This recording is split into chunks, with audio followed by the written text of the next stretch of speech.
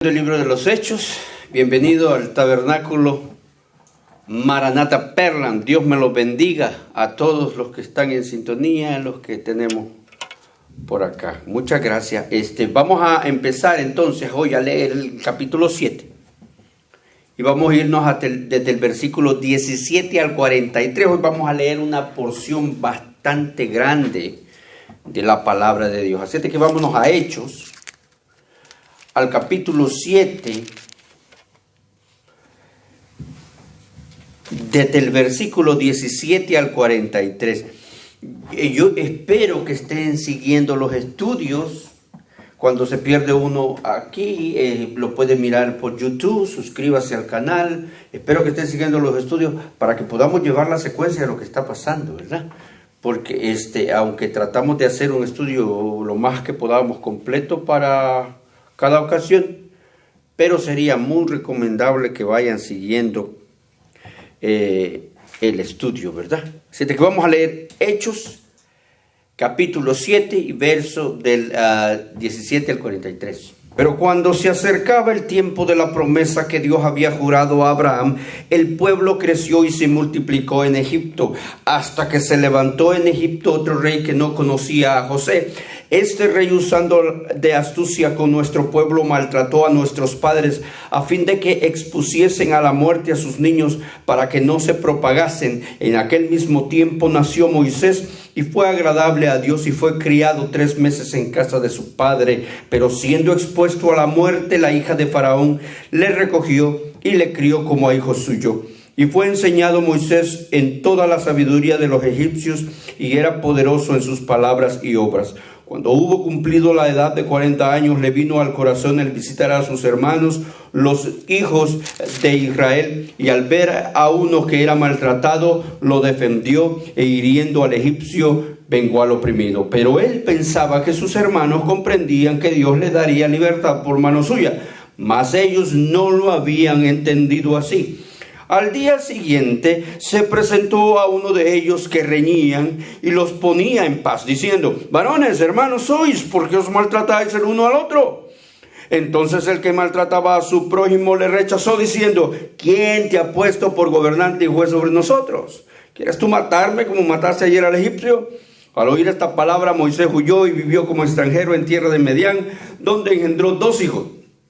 Pasados 40 años, un ángel se le apareció en el desierto del monte Sinaí en la llama de fuego de una zarza. Entonces Moisés, mirando, se maravilló de la visión y acercándose para observar, vino a él la voz del Señor: yo soy el Dios de tus padres, el Dios de Abraham, el Dios de Isaac y el Dios de Jacob. Y Moisés, temblando, no se atrevía a mirar. Y le dijo el Señor: quita el calzado de tus pies, porque el lugar en que estás es tierra santa. Ciertamente he visto la aflicción de mi pueblo que está en Egipto, y he oído su gemido, y he descendido para librarlos ahora. Pues ven, te enviaré a Egipto. A este Moisés, a quien habían rechazado diciendo: ¿quién te ha puesto por gobernante y juez? A este lo envió Dios como gobernante y libertador por mano del ángel que se le apareció en la zarza. Este lo sacó, habiendo hecho prodigios y señales en tierra de Egipto, y en el Mar Rojo, y en el desierto por 40 años. Este Moisés es el que dijo a los hijos de Israel: profeta os levantará el Señor vuestro Dios de entre vuestros hermanos, como a mí, a él oiréis. Este es aquel Moisés que estuvo en la congregación en el desierto con el ángel que le hablaba en el monte Sinaí y con nuestros padres, y que recibió palabras de vida que darnos, al cual nuestros padres no quisieron obedecer, sino que le desecharon, y en sus corazones se volvieron a Egipto, cuando dijeron a Aarón: haznos dioses que vayan delante de nosotros, porque a este Moisés que nos sacó de la tierra de Egipto no sabemos qué le haya acontecido. Entonces hicieron un becerro y ofrecieron sacrificio al ídolo, y en las obras de sus manos se regocijaron. Y Dios se apartó y los entregó a que rindiesen culto al ejército del cielo, como está escrito en el libro de los profetas: ¿acaso me ofrecisteis víctimas y sacrificios en el desierto por 40 años, casa de Israel? Antes bien llevasteis el tabernáculo de Moloc y la estrella de vuestro dios Renfán, figuras que os hicisteis para adorarlas. Os transportaré pues más allá de Babilonia. Padre, bendice tu palabra, te agradecemos por ella, háblanos al corazón en el nombre de Jesús. Amén. Muy bien. Esteban, estaba haciendo un recorrido, está haciendo un recorrido por la historia de Israel, deteniéndose y enfatizando puntos importantes donde puede resaltar la desobediencia de Israel a la voluntad de Jehová. Hermanos, no solo es la parte más extensa del discurso de Esteban, sino que es prácticamente la parte central del discurso. Es una parte bastante... ¿Por qué? Porque, en primer lugar, porque Esteban se mantiene en el marco bíblico del libro de Génesis, refutando perfectamente a los testigos que falsamente lo acusaban de hablar contra precisamente la ley. Y en segundo lugar, Esteban muestra un profundo conocimiento, respeto y reverencia por Moisés, porque para los judíos no había personaje que ellos respetaran más que el mismo Moisés. No obstante, Esteban les demuestra que en la historia, ¿verdad?, que en el transcurso de la historia fueron ellos, los judíos, los que mostraron rechazo por Moisés y una rebeldía y una desobediencia constante y bien marcada a sus palabras, que prácticamente los dejaban sin calidad moral, sin calidad eclesiástica, los desarmaba, los dejaba sin calidad ni cualidad alguna para poder juzgar a Esteban como lo estaban pretendiendo hacer. Bueno, vamos a ir estudiando esta porción de la Escritura en bloques para poder ir entendiendo un poco más la historia, y vamos a ir tocando los puntos más sobresalientes para lograr ser un poco concisos. No hemos separado mucho esta historia porque esta historia es una sola y no queremos romper el hilo de la idea. Pero la vamos a ir estudiando por bloque. Por ejemplo, vamos a empezar a ver desde el versículo 17 al 22. Si vemos desde el versículo 17 al 22, váyase conmigo, y empieza a decir en el 17: pero cuando se acercaba el tiempo de la promesa que Dios había jurado a Abraham, el pueblo creció y se multiplicó en Egipto, hasta que se levantó en Egipto otro rey que no conocía a José. Recuerde, ya viene la historia diciéndonos cómo fue que llegaron a Egipto. Ahora están en Egipto. Este rey, usando de astucia con nuestro pueblo, maltrató a nuestros padres a fin de que pusiesen a la muerte a sus niños para que no se propagasen. Ahí hubo un acontecimiento. En aquel mismo tiempo nació Moisés y fue agradable a Dios y fue criado 3 meses en casa de su padre, pero siendo expuesto a la muerte, la hija de Faraón lo recogió y le crió como hijo suyo. Se crió en la casa de Faraón y fue enseñado Moisés en toda la sabiduría de los egipcios, y era poderoso en sus obras y en sus palabras. Aquí empieza la narrativa de la vida de José, la promesa que ellos esperaban de Moisés, la promesa que ellos esperaban, sin reloj ni calendario, sino solo en la esperanza y en sus oraciones a Dios, era, hermanos, poder ser liberados de la opresión de los egipcios. Claro, la opresión. Empezaron siendo huéspedes entonces de José, los israelitas, y terminaron siendo esclavos de Faraón, rey de Egipto, el cual se alarmó por el creciente número de israelitas que según ellos podría ser una amenaza, porque era un pueblo que, si seguía creciendo, se iba a constituir, podría levantarse en un número suficiente para derrocar al faraón. Entonces consideraron que Israel se estaba volviendo una amenaza. El verso 18, si usted lo mira conmigo, dice: hasta que se levantó en Egipto otro rey que no conocía a José. Otro rey, haciendo referencia a las diferentes dinastías de faraones que gobernaron a Egipto a través de los tiempos, y sobre todo en ese periodo cuando Israel vino, se sentó en Egipto y se quedó ahí y llegó hasta el momento de ser oprimido. Hay dos posibles candidatos para llenar la mención de quién era el faraón de Moisés de este relato.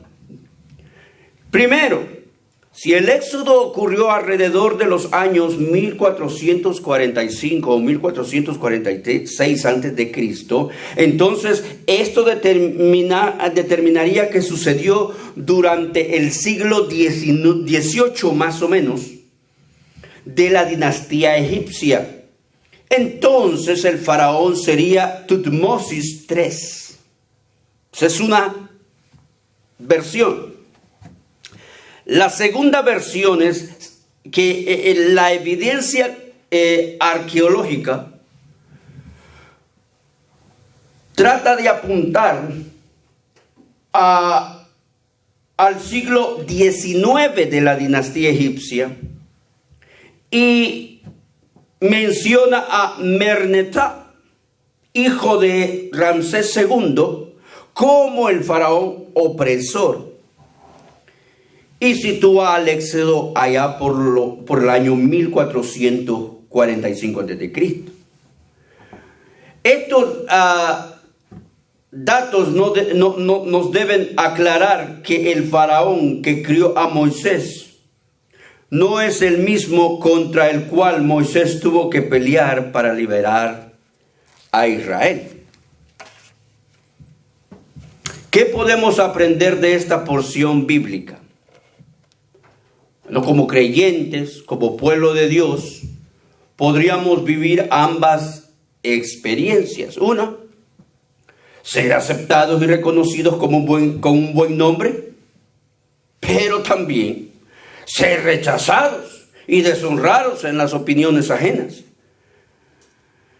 Ya que los vientos favorables, hermanos, pueden cambiar drásticamente y rápidamente. Pero lo importante, hermanos, es que nosotros debemos mantenernos en el plan y la voluntad de Dios. Algo de eso platicábamos el anterior domingo.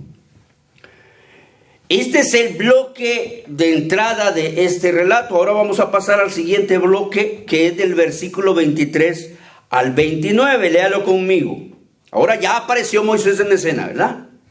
Bueno, ahora cuando hubo cumplido la edad de 40 años, le vino al corazón el visitar a sus hermanos, los hijos de Israel. Y al ver que uno era maltratado, lo defendió e hiriendo al egipcio, vengó al oprimido. Pero él pensaba que sus hermanos comprendían que Dios le daría libertad por mano suya, mas ellos no lo habían entendido así. Y al día siguiente se presentó a uno de ellos que reñían y los ponía en paz, diciendo: varones hermanos sois, ¿por qué os maltratáis el uno al otro? Entonces el que maltrataba a su prójimo le rechazó, diciendo: ¿quién te ha puesto por gobernante y juez sobre nosotros? ¿Quieres tú matarme como mataste ayer al egipcio? Al oír esta palabra, Moisés huyó y vivió como extranjero en tierra de Medián, donde engendró 2 hijos. Empezamos esta porción en la imagen de un Moisés sintiendo la necesidad por llenar su vacío interno. El tiempo de Dios había comenzado en el corazón de Moisés.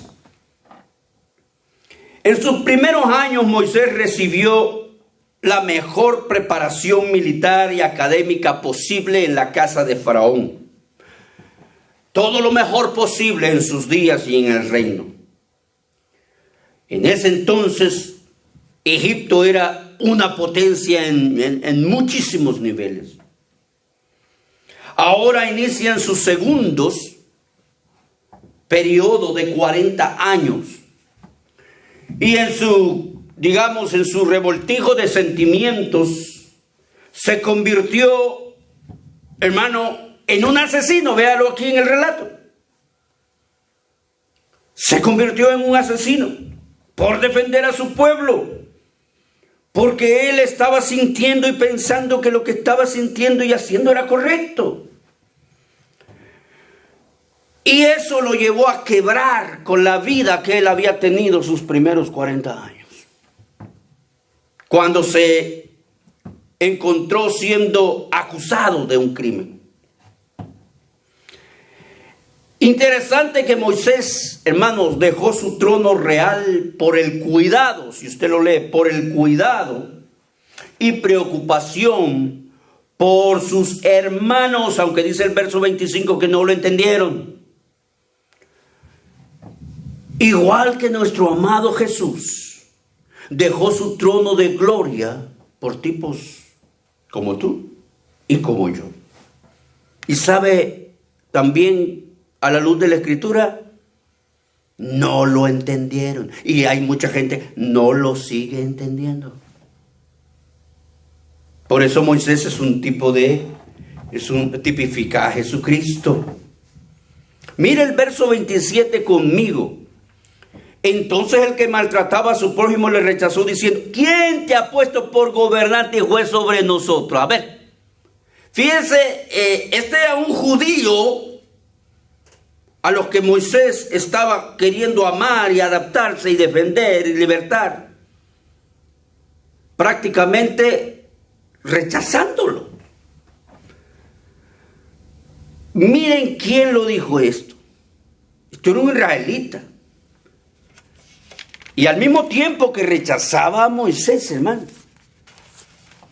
pues estaba rechazando a Dios, porque era Dios quien había puesto en el corazón de Moisés lo que tenía que sentir. Moisés pensó que sus hermanos comprendían que Dios lo libertaría por mano de él.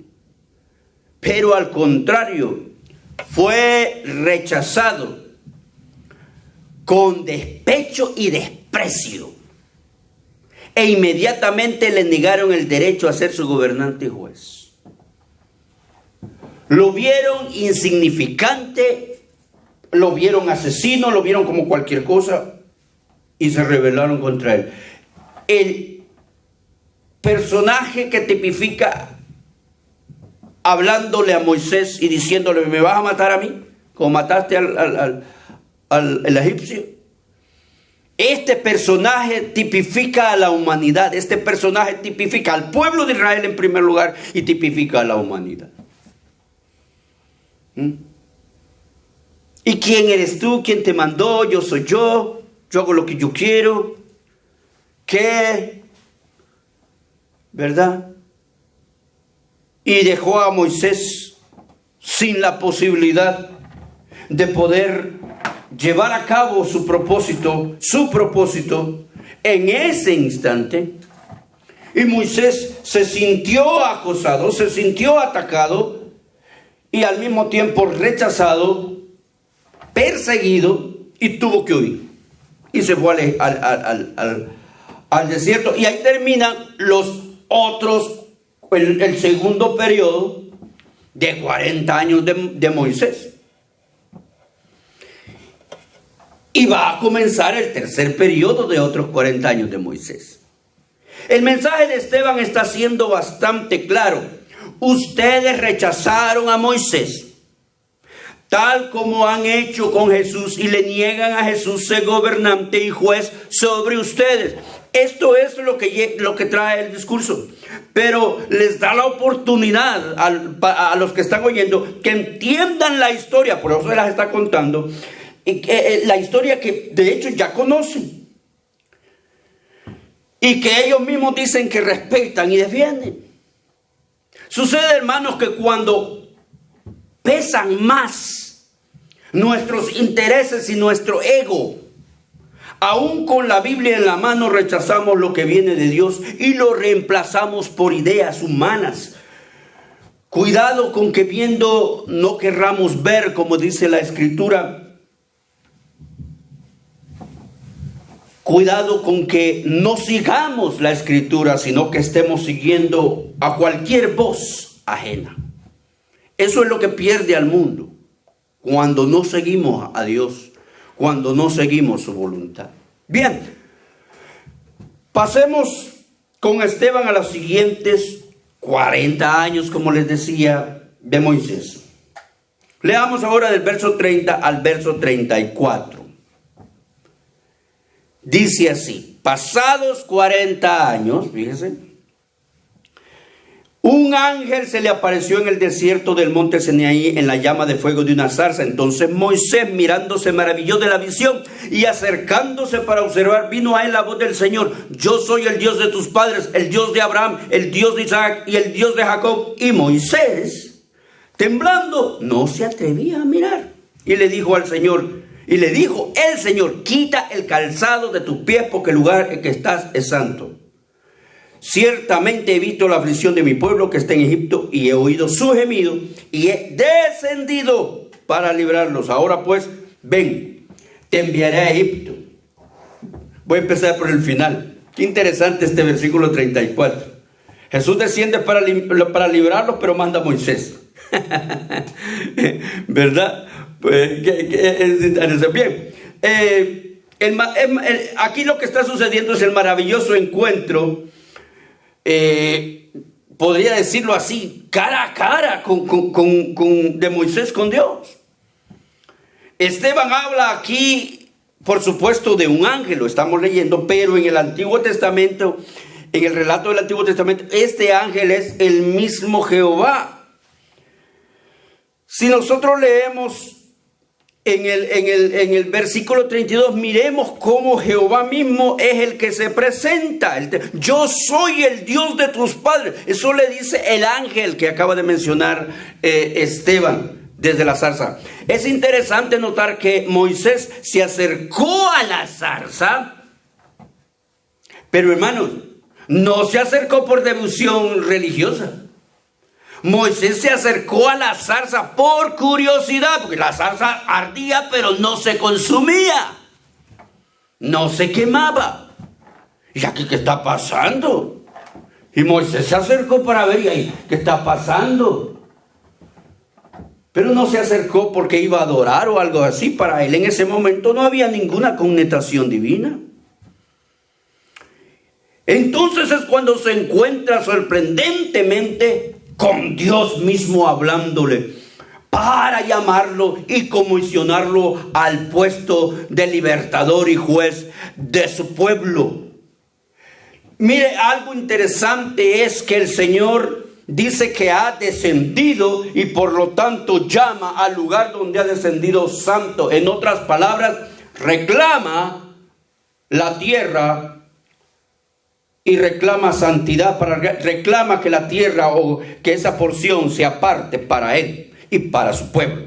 Desde el momento que el Señor desciende, Dios se muestra a Moisés con una señal que no le permitía dudar que era el Dios sobrenatural. Y además vemos a Dios, hermanos, reclamando el territorio santo. Donde quiera que él se posaba, era un territorio que pertenecía al Señor. Y allí no es precisamente, hermanos, un templo. Recuerde la acusación, que para ellos el templo era sagrado. Así es que por ahí viene otra vez la cosa del discurso de Esteban. Ese no era el templo, ese era un monte. Ese era un lugar cualquiera antes de que el Señor descendiera a ese lugar.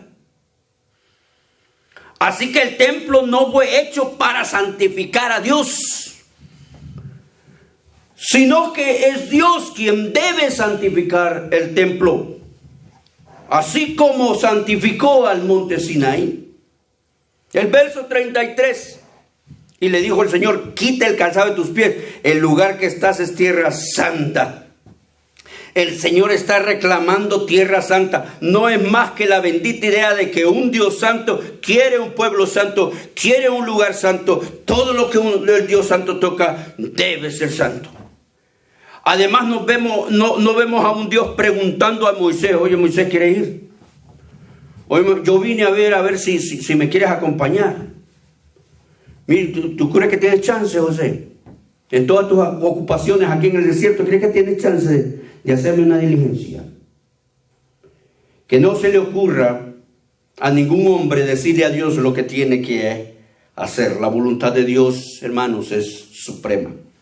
Esteban enfatiza la relación que Moisés mantenía con Dios y la manera de adorarle. Dios le pidió a Moisés que se despojara de todo lo que no le agradaba. Desde el primer día, en primer lugar, se quita el calzado, porque el calzado está sumamente contaminado. Un día vamos a hablar de esto del calzado, porque es interesante cómo para los judíos quitarse el calzado y lavarse los pies era un ritual con mucho significado. No es como el hombre o los fariseos o los saduceos querían adorar a Dios. Es como Dios quiere que lo adoren. Esteban, hermano, les reprocha al concilio, frente a ellos, mirándolo a los ojos, precisamente esto. Ahora leamos el verso 7, del verso 35 al 43. Este es el otro bloque, el último bloque. Y lo vamos a ir viendo despacito. Mire lo que dice el 35. A este Moisés a quien habían rechazado. ¿Quién te ha puesto por gobernante y juez? A este lo envió Dios como gobernante y libertador por mano del ángel que se le apareció en la zarza, por mano de Jehová mismo, por mano de Dios. El mismo Dios lo constituyó juez y libertador de ustedes, aunque ustedes lo rechazaron. Prácticamente el discurso ha venido subiendo, hermanos, de tono. Esteban los ha expuesto a los principios de su religión judía. Esteban prefiere mencionar ángel porque para un judío verdadero mencionar el nombre de Jehová es algo sumamente sagrado. Qué bueno que Lucas respeta mucho eso en su relato y trata de ser fiel al acontecimiento. El verso 36, mire el verso 36 conmigo. Los sacó habiendo hecho prodigios y señales en tierra de Egipto y en el Mar Rojo y en el desierto por 40 años. Habla de los otros 40 años de Moisés ya en el Éxodo. Miremos la osadía de Esteban en el verso 35. Si regresamos un poquito, los que rechazaron a Moisés fueron los judíos, y durante todo el éxito que narra,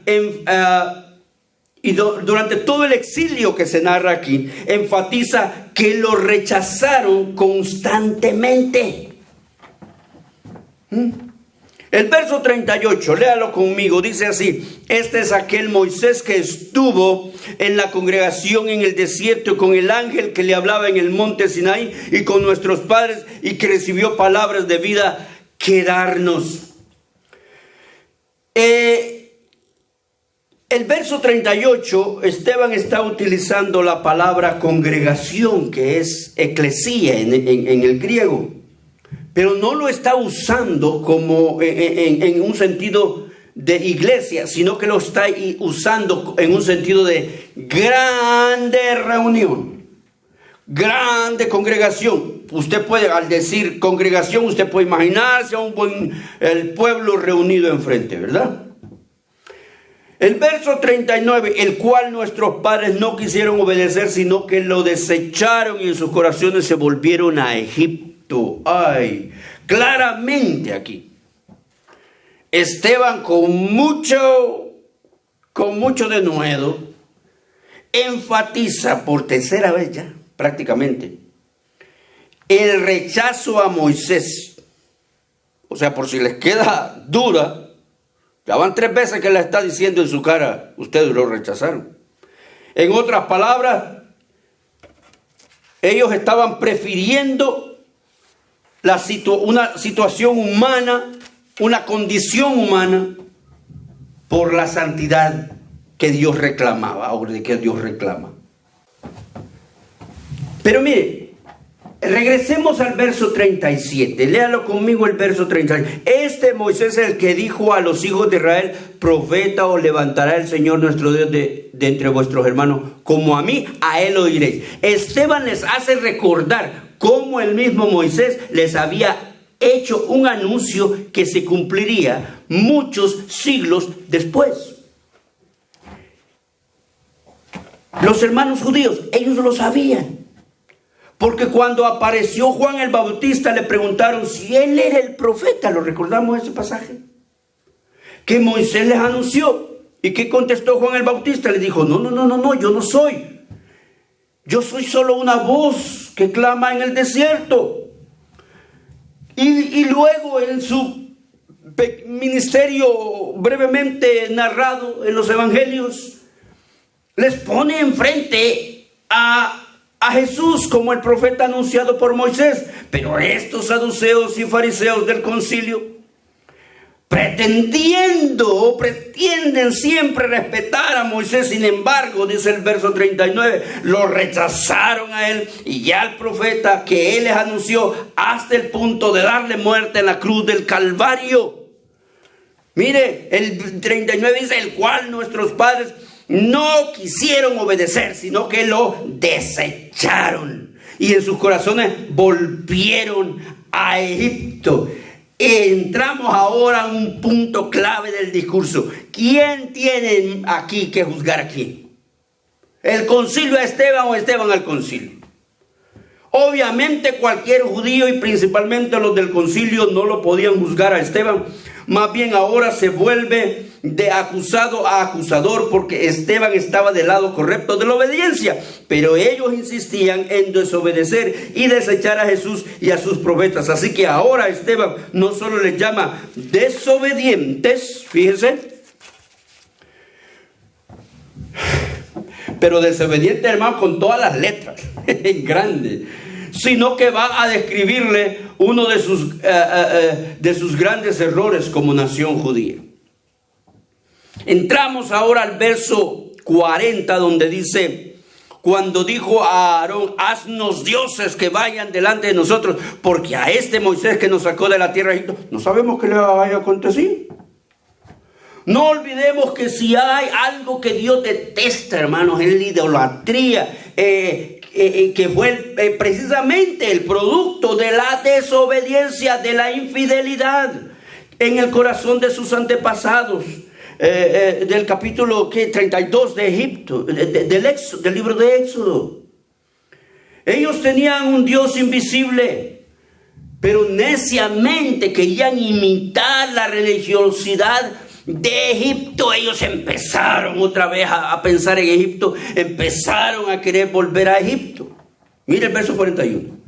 Entonces hicieron ¿qué? Un becerro y ofrecieron sacrificio al ídolo, y en las obras de sus manos se regocijaron. Esteban interpreta el becerro de oro como un ídolo claramente, que posteriormente se convertiría en la adoración a la fertilidad. Ya lo vamos a ir viendo.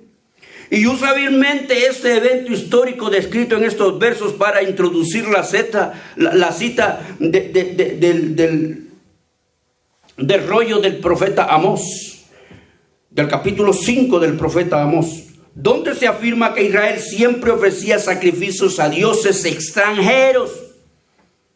Y va a ser más claro aún si seguimos caminando y llegamos hasta el verso 42 y 43 para ir ya terminando. Mire lo que dice el verso 42 y 43. Y Dios se apartó y los entregó a que rindiesen culto al ejército del cielo, como está escrito en el libro de los profetas. ¿Acaso me ofreciste víctimas y sacrificios en el desierto por 40 años, casa de Israel? Antes bien llevasteis el tabernáculo de Moloc y la estrella de vuestro dios Renfán, figura que os hiciste para adorarlas, y os transportaré pues más allá de Babilonia. En otras palabras, ustedes hicieron que Dios se desconectara de ustedes y los dejó entonces, ni modo, a su suerte de lo que querían hacer. Pretenden llegar a Dios, pero llenos de rebeldía y desobediencia, señores. Eso es lo que Esteban les está prácticamente diciendo. Así que cuando dice culto al ejército del cielo, se refiere a los astros y a la adoración astral de los asirios y Babilonia. Ahora, la cita cuando dice el libro de los profetas, Esteban se está refiriendo a los rollos que contenían a los 12 profetas menores. Y para terminar este versículo, miremos algo bien interesante. Quizá tenemos la idea de que por los 40 años de Israel en el desierto, este pueblo se mantuvo en una relación con Dios, muy buena, muy santa, de oración y toda esa cosa, ¿verdad? Tenemos quizás esa idea. Pero en realidad, Israel mantenía una vida religiosa difícil, idólatra y mancuernada con el paganismo. En realidad les hace pensar, y deberíamos todos pensar, cómo Dios soportó tanta rebeldía de su pueblo. Descifremos, hermanos, en la recta final el verso 43. Antes bien, dice, llevasteis al tabernáculo de Moloc. Les dice que hay constancia en la historia y en las escrituras de que le rindieron culto a Moloc. ¿Quién era este Moloc? Era el principal dios de la fertilidad de los amorreos, un pueblo pagano. En su culto se ofrecían niños para asegurar la salud y la prosperidad como nación. Es importante mencionar la palabra como nación porque no son unos cuantos, es un buen poco de pueblo rindiéndole culto a Moloc. Imagínense, gran parte de los israelitas rendidos adorando a Moloc. Cosa terrible, pero era una verdad, hermano, que no querían ver, pero que estaba en su historia. Y Esteban se las está recordando sin mucho problema. Y ahora dice, y la estrella de vuestro Dios, ¿qué? Ramfán. Ramfán es el planeta Saturno. Recordemos que los paganos creían que los planetas eran dioses que gobernaban el destino de los hombres. Estas palabras, hermanos, no les estaba cayendo en gracia a nadie en el concilio porque les estaba destapando. Parece que Esteban destapa que en el corazón de los israelitas, como el corazón del hombre, hay inclinación a la idolatría, a la rebeldía, a la desobediencia, antes que a un verdadero respeto y devoción a Dios. Qué cosa más terrible, ¿verdad? Vamos a concluir el estudio hoy. Quedémonos con que hay tres cosas principales que afectaron la relación de Israel con Dios y que de hecho nos puede afectar a nosotros también y llevarnos como a Israel más allá de Babilonia, llevarnos a nosotros más allá, ¿verdad? Lejos del cielo y de la gloria prometida. En primer lugar, desechar al siervo de Dios. El alejamiento de la iglesia comienza en la desobediencia y en el rechazo a los que Dios puso o pone al frente. Número 2, anhelar el pasado. Quizá, porque leemos, Israel no volvió a Egipto, pero sí en sus pensamientos y en sus sentimientos. Anheló otra vez Egipto. Hermano, cuando comienzas a desear lo que ya has dejado atrás para seguir a Cristo, como amistades, diversiones, vicios, etc., debes saber que has comenzado a caer. Aleja tu corazón de Dios y poco a poco terminarás en tu Egipto otra vez. Y tercero, fabricar un Dios a su gusto.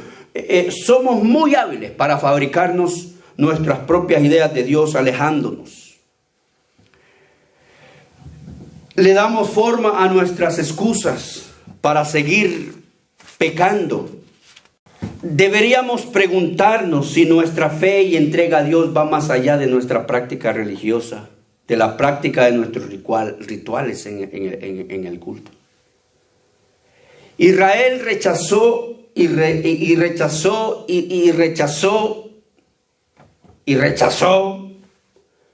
pero Esteban, hermano, solo en este discurso está demostrando que obedeció y obedeció y obedeció. Tanto era el contraste que no podían acusarle más, que aún usando testigos falsos, Esteban mantuvo su fidelidad al mensaje de Jesús y derribó sus argumentos.